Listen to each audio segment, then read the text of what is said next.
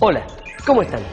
En el programa de hoy abordaremos los diferentes sistemas de medición que fue desarrollando el hombre a través del tiempo. Desde la antigüedad, los pueblos tuvieron la necesidad de medir. Medir era fundamental, por ejemplo, a la hora de intercambiar productos. ¿Cómo saber si cierta cantidad de harina a cambio de cierta cantidad de aceite era un trueque justo? ¿O cuánta tela correspondía por cierta cantidad de madera? Frente a esta necesidad, los hombres empezaron a calcular distancias, tiempos, pesos, tamaños y capacidades. Empecemos por la longitud. Si bien en nuestros días el más utilizado es el sistema métrico, en un principio las unidades de longitud estuvieron ligadas a partes del cuerpo humano, como el brazo, la mano, el pie, el codo o el paso.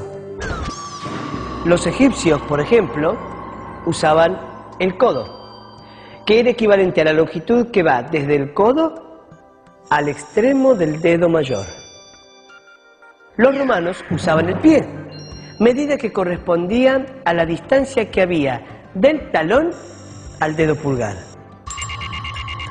Y en Inglaterra, el rey Enrique I estableció que la distancia que había desde la punta de su nariz hasta la punta de su dedo pulgar, con el brazo extendido, se llamara yarda, y fuera la medida usada en su reino. Todavía hoy se siguen usando algunas de estas unidades de medición, como las yardas y los pies, sobre todo en países de habla inglesa.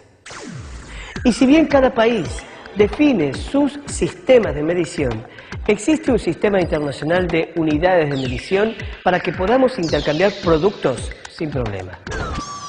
Otro tipo de unidades de longitud surgieron en la antigüedad a partir de comparaciones con objetos que estaban al alcance de la mano, como ramas, piedras y varas.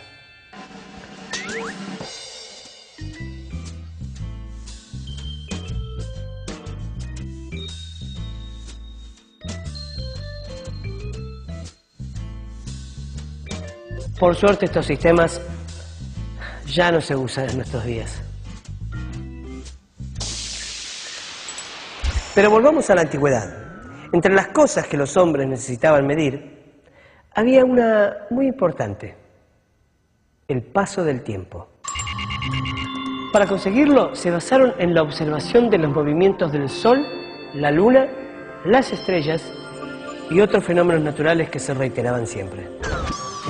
Y estas unidades de tiempo también se usaron para calcular superficies.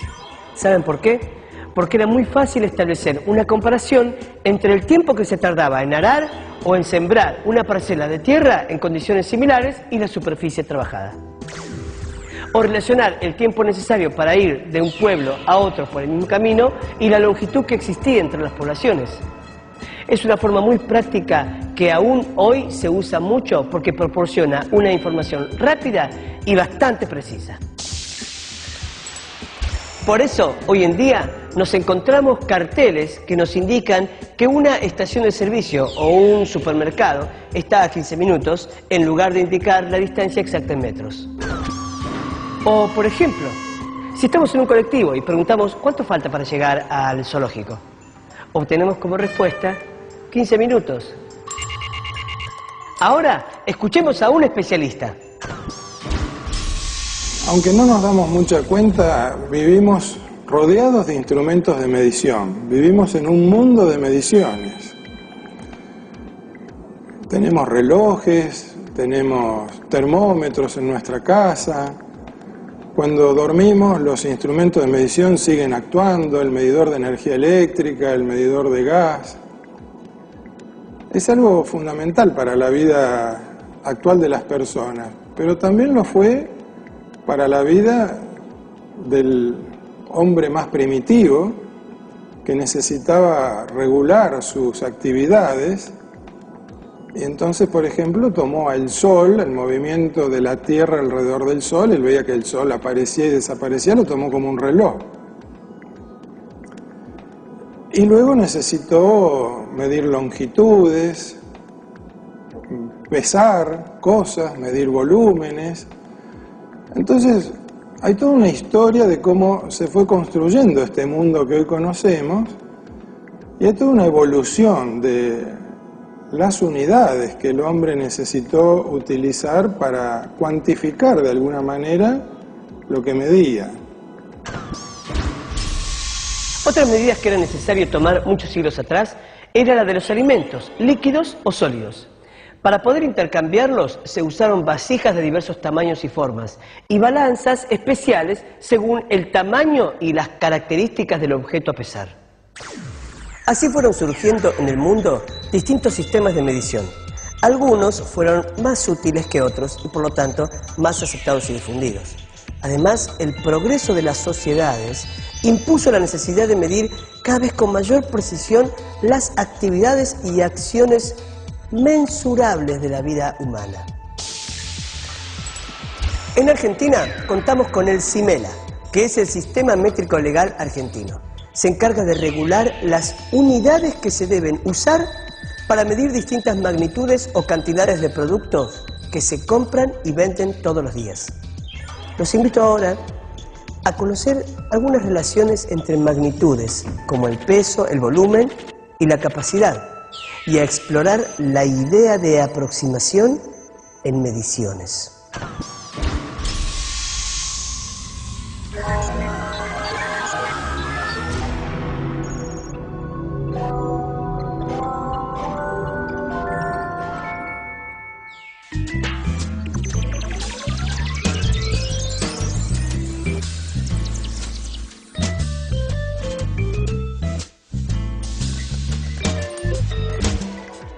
En nuestra vida cotidiana es habitual que necesitemos calcular qué valor tiene un objeto o cuánto mide o pesa, aunque no sea de manera exacta.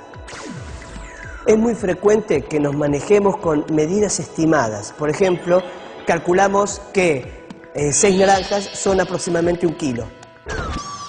Otra cosa que estimamos permanentemente es cuánto tiempo nos llevará a trasladarnos de un lugar a otro para no llegar tarde. Perdón, me esperen. Es frecuente que se trabaje con medidas estimadas. Por ejemplo, estimamos cuánto dinero necesitamos para un viaje. Supongamos que podemos tomar unas vacaciones de 10 días en algún lugar que deseamos conocer. Tenemos que calcular que pagaremos 10 noches de alojamiento, cuyo costo podemos estimar en 60 pesos por noche. También podemos anticipar que gastaremos 30 pesos por día en comidas y 15 pesos en otros gastos, como traslados o comprar un rollo de fotos. Estos gastos suman un total de 105 pesos diarios, que multiplicados por los 10 días da un total de 1.050 pesos. Una vez hecha la estimación, al viaje deberíamos llevar 1.100 o 1.200, por las dudas. Veamos otro ejemplo. Cuando se hacen actos políticos en la Plaza de Mayo o en las plazas centrales de las capitales de nuestro país, nunca hay acuerdo sobre la cantidad de asistentes. Si los organizadores dicen que concurrieron 50.000 personas, los opositores dicen que fueron 25.000. Pero ¿cómo se puede estimar la concurrencia a un acto de manera más objetiva? Veamos, una manera es obtener una imagen aérea de la concentración de gente para estimar la superficie ocupada.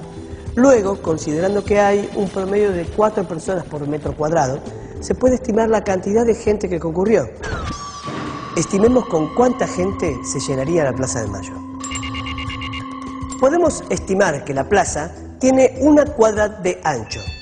Eso, sumado a las calles de los costados, da una longitud de, digamos, 150 metros. La plaza tiene además 2 cuadras de largo.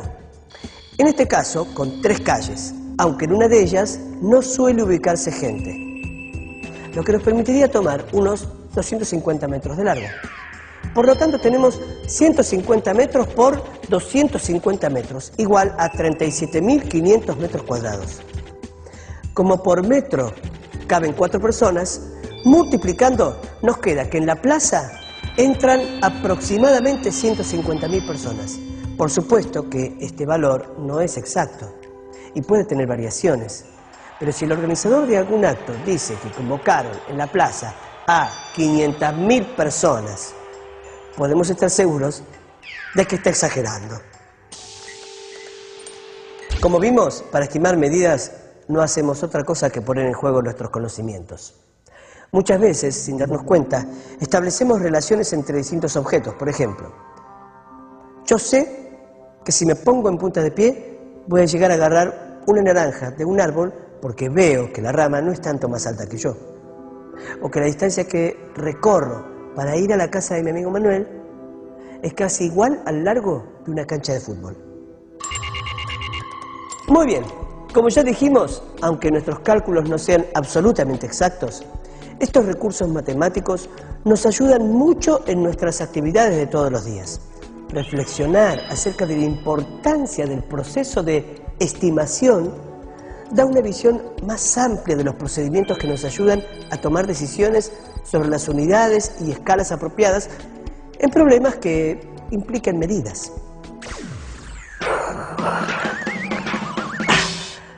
Otra de las magnitudes que tenemos muy presentes en nuestra vida son el peso y el volumen de los objetos. Muchos objetos que parecen iguales pueden tener en realidad un peso muy diferente. Pero veámoslo con una prueba, así nos queda claro. Si tomamos estos dos mates, podemos ver que parecen iguales, pero su peso es muy distinto. Incluso muchas veces nos encontramos con objetos que ocupan mucho más espacio, pero sin embargo son más livianos que otros más pequeños. Entonces, podemos decir que el espacio ocupado y el peso de un objeto son características diferentes e independientes entre sí. Ahora veamos cómo se miden la magnitud peso y la magnitud volumen.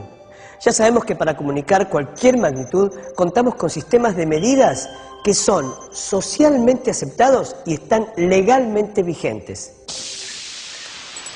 Esto es fundamental para el desarrollo del comercio internacional, la ciencia y muchas otras actividades. Pero vayamos a un caso concreto. Si queremos medir el volumen de esta caja cerrada, nuestro primer paso es elegir una unidad de medida que nos resulte útil. Para eso fabricamos una caja cúbica de 1 decímetro de lado, es decir, que nuestra caja tiene 1 decímetro de ancho por 1 de alto, por 1 de profundidad. Por lo tanto, decimos que su volumen es 1 decímetro cúbico. Ahora tenemos que ver cuántas de nuestras cajas unidad entran en el lugar que ocupa la caja que necesitamos medir y así determinaremos su volumen. Pero para poder llenar esta caja grande con cajas chicas, tenemos que construir muchas, pero muchas cajas chiquitas. ¿Y cómo podemos hacer para evitarlo? No tengo todo el día. Ya sé, si colocamos las unidades cajita a lo largo de una arista de la caja grande, vemos que nos hacen falta solo 10 cajas chicas para cubrir el ancho con una fila. Luego necesitamos 10 filas para llegar hasta el fondo y 10 pisos para llegar hasta arriba. Tenemos entonces 10 cajas para cubrir el ancho. Si multiplicamos ese número por las 10 filas que necesitamos para llegar hasta el fondo, sabremos cuántas cajas nos hacen falta para cubrir el piso. 100 cajas. Como ya sabemos que necesitamos 10 pisos para llegar hasta arriba, serán las 10 capas de 100 cajitas que completen la caja grande. Así averiguamos finalmente que son 1000 las cajitas que entran en la caja grande. Pudimos determinar el volumen de nuestra caja cúbica usando los cubos chicos, ya que pudimos determinar la cantidad de cubitos que caben en el ancho, en el largo y en el alto de la caja. Este mismo procedimiento se puede hacer con cualquier caja con forma de prisma. Para determinar cuántos cubos cubren completamente la base de la caja, multiplicamos el ancho de la caja medido en cubitos por el largo y luego a ese número lo multiplicamos por el alto de la caja grande. también medida en cubitos. En otras palabras,